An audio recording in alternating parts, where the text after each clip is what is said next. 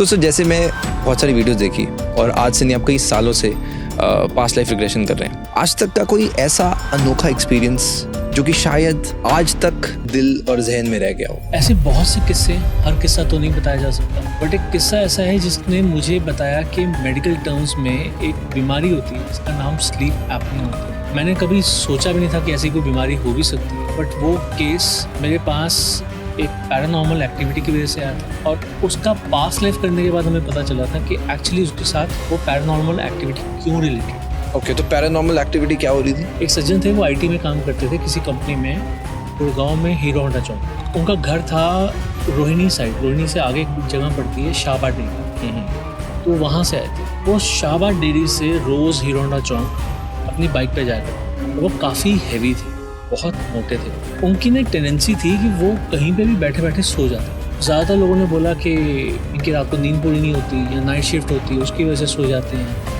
या हो सकता है कुछ नशा वशा करते हो। मतलब हर किसी के अलग अलग एक थॉट प्रोसेस था कि इनकी नींद का कारण ये हो सकता। एक दिन क्या हुआ कि उनकी कंपनी में कुछ आईटी इशू ऐसा हुआ कि उनकी वेबसाइट बिल्कुल काम नहीं की। वो यूएस बेस्ड कंपनी थी जिसका आउटसोर्सिंग यहाँ पर इंडिया में जैसे कॉल सेंटर से, उसमें वो आईटी हेड थे, पर जाते वो बाइक से, वो कैब से नहीं जाते थे, क्योंकि कैब में क्या होता है कि आपको काफ़ी जगह घूम के जाना पड़ता है। जैसे कॉल सेंटर्स में होता है, कई सारे पिकअप्स होते हैं, तो वो प्रेफर करते थे मैं सीधा जाऊँ। एक दिन उनकी छुट्टी थी और रात को इमरजेंसी में उनको जाना पड़ा। तो रात के 2:30-3 बजे होंगे, सर्दियों के दिन वो जा रहे हैं और जाते हुए सेक्टर 9 आपने सुना होगा द्वारका में, वहाँ पर एक पेड़ है जिसके साथ कई सारी धारणाएं जुड़ी हुई हैं कि वहाँ पर भूत प्रेत नजर आते हैं। उसी के पास जब वो पहुँचे तो उनको ऐसा लगा जैसे उनको झपकी से आ रही। जैसे अब सोते हुए उठ के आए होंगे तो हो सकता है टायर्ड थे, व्हाटएवर, कुछ भी कारण हो सकता है, तो उनको लगा झपकी से आ रही। और सेक्टर 9 के जो मेट्रो स्टेशन है उसके पास ही एक पार्किंग है, तो वहाँ पर एक चाय वाला बैठा हुआ, तो वो वहाँ गए, उन्होंने अपनी बाइक लगाई और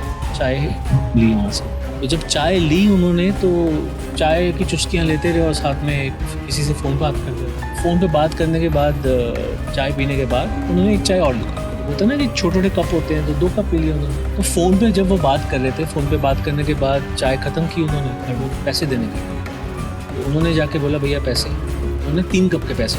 तो उनको लगा शायद कोई गलती हुई है, या तो चाय का कप महंगा होगा, उसे कोई सुनने में गलती हुई है। उन्होंने बोला भैया कितने का लगाया कप? उन्होंने जो भी बताया, कहते 3 कप मांगे उन्होंने, 3 कप के पैसे मांगे। कहते 3 कप कैसे लिए?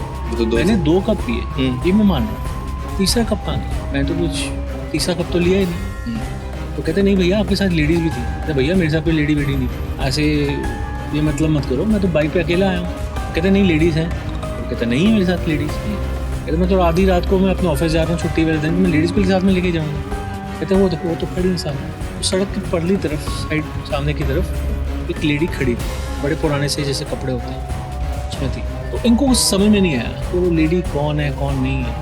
इन्होंने पहले पैसे दिए और फिर पलट के देखने की कोशिश की। पलट के उनको कोई लेडी दिखी नहीं, पहले दिखी थी, दोबारा नहीं दिखी। इनको समझ में नहीं आया, इनको लगा हो सकता है कि किसी ने मेरे नाम पे चाय पी ली हो, ठंड इतनी है, चलो कोई बात नहीं, कब चाय की तो बात है। ये इन्होंने अपनी बाइक स्टार्ट की और चल दिए। अब ये चल पड़े तो अब इनको महसूस हो रहा है मेरी बैक सीट में कोई बैठी है। कभी कभी इनको जैसा होता है ना कि हम पीछे देखने के जो शीशे होते हैं उसमें वो बार बार झांक रहे हैं, और उनका खुद का शरीर इतना बड़ा था कि उनको पीछे अपनी सीट के पीछे दिखता ही नहीं था। उसके बाद उन्होंने नीचे की तरफ देखने की कोशिश की कि उसके पाँव नज़र आ जाएं, कोई सच में बैठा है या नहीं बैठा। उनको लगा मुझे शायद वहम हो रहा है, शायद चाय वाले की वजह से वहम हो रहा है। तो उन्होंने 1-2 बार बाइक रोकी, पर इस चीज़ का ध्यान रखा उन्होंने क्योंकि रास्ता सारा सुनसान होता। तो रास्ते में हाईवे पड़ता, तो हाईवे के पास जाके उन्होंने रोका। तो रोकने के बाद उन्होंने देखा तो पीछे कोई भी नहीं है, पर महसूस हो रहा कोई है पीछे। जब वो करते करते ऑफिस पहुँचे, ऑफिस आने के बाद कुछ समय उन्होंने अपना टाइम लिया और उसके बाद जो भी आईटी इशू था उन्होंने सॉर्ट आउट किया और सुबह अपना चले गए। तो ऐसा उस दिन होने के बाद ये रेगुलर बेसिस पे उनको लगता था कि जैसे कि कोई उनके साथ बैठा हुआ है। जब वो अकेले होते थे तो उनको लगता था कि वो लड़की दिख रही है। खाना खाने के बाद इनकी आदत थी कि अकेले में सिगरेट पीते थे, तो जब वो अकेले जाते थे तो उनको नजर आती थी, मना करती थी, इनको घबराहट होती थी, डर लगता था ये लड़की है कौन है भाई, ये मुझे नजर आती है पर कभी कभी नजर आती है, जब मैं अकेला होता हूँ तभी नजर आती है, ये है क्या चीज़। इन्होंने अपने घर पे बात की, अपनी वाइफ से बात की, तो पहले तो सबने कहा कि तुम्हारा वहम है भाई, रात को तुम जाते हो सकता है रात को सोते नहीं हो ढंग से, और हर वक्त तुम्हें नींद चढ़ी रहती है, तुम सोफे पे बैठते हो, सोफे पे सो जाते हो, तो हो सकता है इल्यूजन हो, सपना हो, मतलब समथिंग लाइक दैट। पहले सब लोगों ने अवॉइड करने के लिए कहा, तो बंदा अवॉइड कितना कर लेगा, उसे तो दिख रहा है ना। तो इसका मतलब एक इल्यूजन जैसे कि होता है, हाँ लोगों ने बोला वहम है मन का, कुछ हो सकता है ऐसा भी कुछ हो। हाँ, मतलब सबको ऐसा लगा जैसे इनका वहम है, क्योंकि ये जहाँ बैठते हैं वहाँ सो जाते हैं, तो हो सकता है कुछ ख्याल आ जाते हैं, बट ऐसा था नहीं। फिर घर वालों से जब इन्होंने बात की और ये अच्छी तरह से समझाने की कोशिश की कि मेरे साथ इसमें कुछ हो रहा है, तो होता ना जैसे झाड़ा करवा लो, इसको दिखा लो, उसको दिखा लो। कई जगह पे उन्होंने माथा टेका, कई दरगाह पे गए कि चलो कुछ उतर जाए, उतारा हो जाए। कईयों के कहने पे उन्होंने उतारा भी करवाया, बड़ा कुछ करवाया, बट कुछ हुआ नहीं।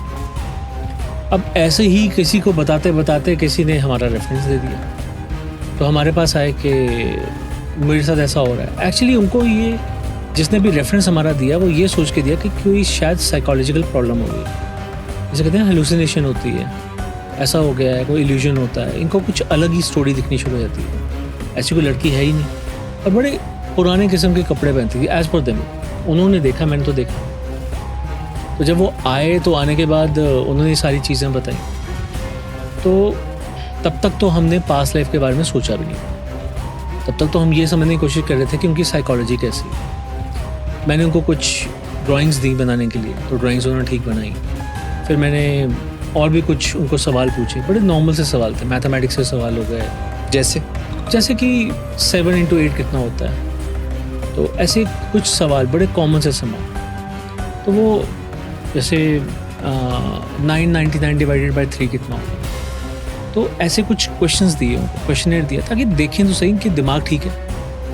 तो सब कुछ ठीक आ रहा था, जवाब उन्होंने बिल्कुल ठीक लिखे थे, कैलकुलेट बिल्कुल ठीक किया हुआ था, बड़े सिंपल क्वेश्चन थे। तो फिर उनको मैंने ड्राइंग्स दी, जैसे कि कोई आप होते हैं ना ज्योमेट्रिकल ड्राइंग्स होती हैं, तो वो दी, तो वो ठीक बनाई उन्होंने। तो जब ये बना लिया, उन्होंने सब कुछ कर लिया, तो ये समझ में आ गया कि दिमाग तो ठीक। फिर ऑरा चेक किया। अब ऑरा जब हमने चेक किया तो उसमें दिखा कि इनका ऑरा टूटा हुआ है। अच्छा, ऑरा जब हम देखते हैं तो उसमें हमें ये भी कई बार पता चल जाता है कि उसके अंदर कोई एक्स्ट्रा स्पिरिट तो नहीं है। नॉर्मली हमारे शरीर के अंदर तो हमारी सोल है ना, वो एक स्पिरिट है, पर अगर एक ही घर में 2 स्पिरिट्स रह रही हैं तो वो नज़र आ जाता है, पता चल जाता है। तो पर उनके ऑरा में ये दिखा टूटा हुआ ऑरा है, और ये नहीं नज़र आया कि उसके अंदर कोई एक्स्ट्रा स्पिरिट है, तो वो चीज़ भी नहीं हो सकती। फिर जैसे से वो कहें कि मेरे साथ ये होता है, वो होता है, तो एक बार उन्होंने बोल दिया कि ये तो मेरे बगल में बैठी हुई। अब बगल में बैठी हुई है कहा तो समझ में आ रही थी चीज़ें कि अब पैरानॉर्मल चीज़। तो हमने कहा ठीक है, हम एक काम करते हैं, हम इस कमरे में जिसमें आप बैठे हुए, इसी कमरे की पूरे की फ़ोटो लेते हैं और इस पूरे कमरे का हम ऑरा निकालते हैं। जब हमने अपने कमरे का ऑरा निकाला इंक्लूडिंग हिम, तो उनके तो ऑरा में टूटा हुआ ब्रेकेज आया, बट कमरे में हमें इसके ट्रेसेस मिल गए कि हाँ कुछ तो है, कुछ स्पिरिट है। ये ट्रेसेस कैसे मिले? वो ऑरा में आ जाता है, उसके अलग से कलर्स आते हैं। अच्छा, ओके। तो वो ट्रेसेस से पता चल जाता है। तो स्पिरिट का कोई स्पेसिफिक कलर होता है? कलर्स होते हैं, वो आकृति भी बन जाती है, कईयों की आकृतियाँ बन जाती हैं, ठीक है। तो आकृति जब बन रही है, सब कुछ हो रहा है, तो हमें पता चल गया कि कुछ तो है। तो हमने कोशिश की उनसे बात करने। अब देखो, हिप्नोथेरेपी मैंने कहा था ना, एक मेन तना है, उसके कई सारी ब्रांचेस होती हैं, उनमें से एक ब्रांच होती है स्पिरिट रिलीज। अब स्पिरिट रिलीज होता है हिप्नोसिस के थ्रू भी हो सकता है, but that is very dangerous. मैंने जहाँ से भी आज तक सीखा है, हर किसी ने बोला था कि उसको अपनी लास्ट ऑप्शन भी मत रखो, क्योंकि एक कोई केस हुआ था, हम जब सीख रहे थे तब हमें हमारे सर ने बताया था कि किसी ने ना पूरे स्टेज पे दिखाया था काफ़ी ऑडियंस को कि स्पिरिट रिलीज़ कैसे की जाती है। तो एक बॉडी में स्पिरिट थी, तो उसे बोल रहे थे बार बार।